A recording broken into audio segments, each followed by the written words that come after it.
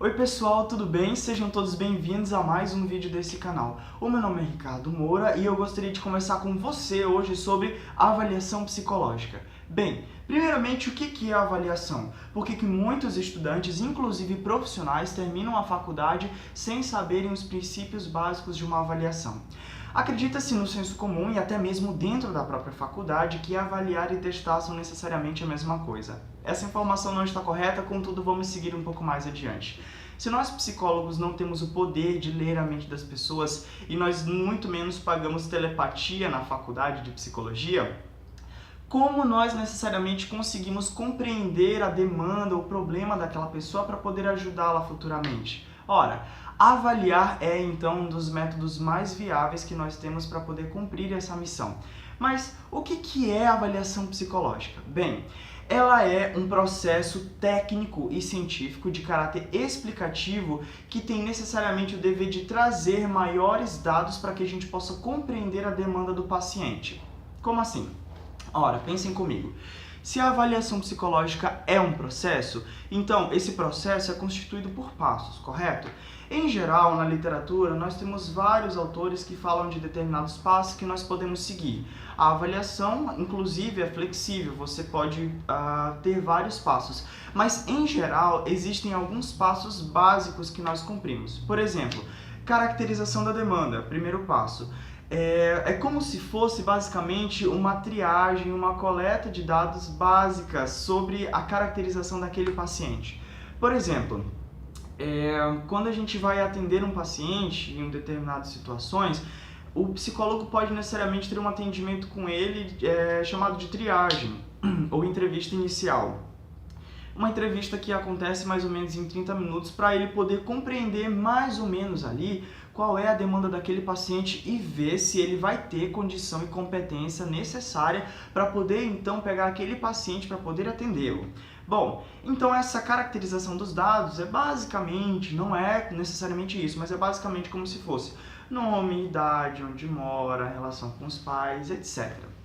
Bem, segundo passo que nós temos é a coleta de dados. A coleta de dados se assemelha muito com a primeira caracterização dos dados. Só que em coleta de dados nós utilizamos 3 instrumentos básicos, vamos dizer assim, que nós temos em psicologia para a gente poder compreender melhor aquele paciente. Só que o que acontece? Diferente de outros instrumentos de pesquisa, como por exemplo instrumentos de um médico, de um cirurgião, de um dentista, instrumentos de um técnico de celular, por exemplo, nós psicólogos, às vezes, e psicólogas, inclusive, temos instrumentos, às vezes, meio que metafísicos, podemos dizer assim, ou não necessariamente tão palpáveis.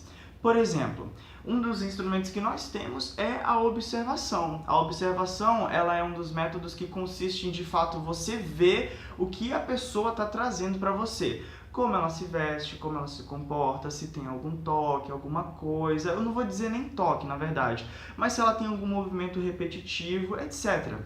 Se tem um cheiro agradável, se tem um odor muito forte, porque está dias sem tomar banho, enfim, pode haver várias coisas. Outra coleta de dados, outro instrumento de dados que nós temos é a entrevista. A entrevista ela pode ser verbal, através de escritas também, através de uma anamnese, por exemplo, que não é a mesma coisa de entrevista. Ela pode ser aberta, semi-estruturada ou fechada também, aí depende. Se vocês quiserem, a gente pode fazer um vídeo sobre instrumentos de pesquisa em psicologia outra hora, é só vocês dizerem aqui. E o outro instrumento que nós temos são testes psicológicos. E é aí que entra a grande confusão. Por quê?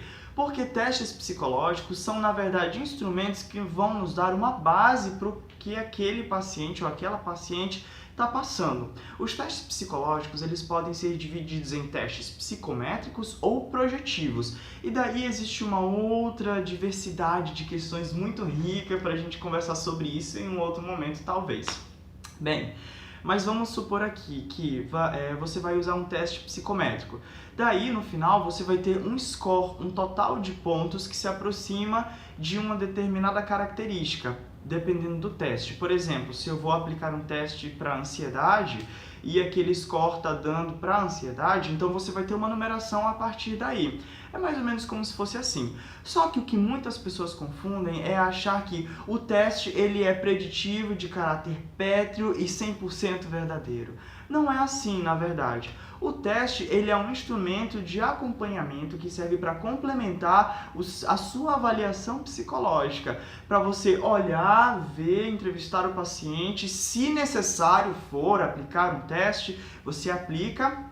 E se o teste der, por exemplo, olha, realmente está dando mais para depressão ou para ansiedade. E vamos supor, por exemplo, que o seu teste não dê nada a ver com o que você está observando do paciente, então, inclusive, aconselhamos que você descarte o teste psicológico não, o resultado do teste psicológico e fique com aquilo que você pôde observar e entrevistar do paciente. Bom, enfim, a gente pode conversar aí sobre outra hora. Mas, recapitulando, tem a caracterização da demanda, a coleta de dados e agora, o terceiro passo, a explicação desses dados. Com o aporte da literatura que você leu em psicologia, e com aqueles dados que você colheu no decorrer da avaliação, você vai procurar compreender, explicar, interpretar, seja lá que abordagem você use, ou que técnica, ou que pensamento você se utilize, você vai procurar compreender, de uma forma geral, o que aquele paciente está trazendo para você, o que aquilo ali quer dizer, o que de fato se mostra para você, qual é realmente a demanda daquele paciente.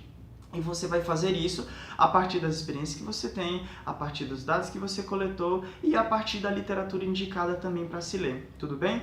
E o último passo é necessariamente a tomada de decisão. A tomada de decisão é um dos fatores muito importantes que se tem na avaliação. Por quê? Você vai de fato decidir o que aquele paciente vai fazer, ou não necessariamente fazer, mas que encaminhamento você vai dar para aquela paciente, para aquele paciente. Se é um aconselhamento psicológico, é uma psicoterapia breve, se é um auxílio de uma equipe multiprofissional, se é a procura de um outro profissional, de uma outra abordagem, se é necessariamente a procura de um profissional diferente de psicologia, porque você percebe que o problema da pessoa não é nem o problema, na verdade, que a questão da pessoa requer, na verdade, outros meios de se trabalhar. Enfim, a tomada de decisão é como necessariamente você vai encaminhar aquela pessoa a partir dos dados que você coletou e avaliou e você pôde compreender.